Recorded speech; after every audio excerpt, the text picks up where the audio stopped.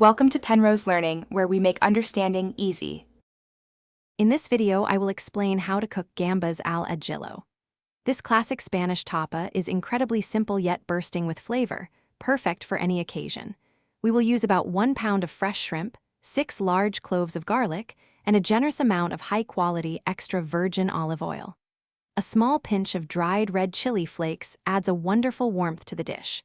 Gather these ingredients and let us prepare for a delicious meal. First, prepare your shrimp by peeling and deveining them thoroughly. You may leave the tails on for a more elegant presentation. Next, take your 6 cloves of garlic and slice them very thinly, almost transparently, to allow their flavor to infuse the oil beautifully. Finally, finely chop about a 1/4 cup of fresh flat-leaf parsley. This will be sprinkled over the dish just before serving to add a fresh, vibrant note. Now, it is time to build our flavor base. Pour about 1/2 cup of high-quality extra virgin olive oil into a small, heavy-bottomed skillet or an authentic earthenware cazuela. Place it over medium-low heat.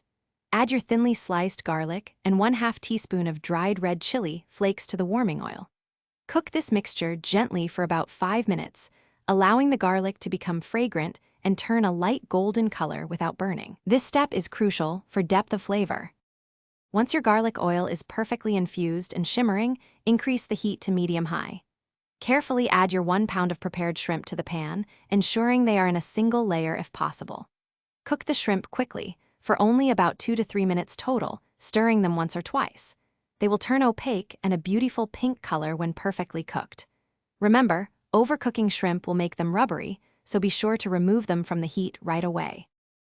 Thanks for watching. If this was helpful, leave a like and consider subscribing. See you next time.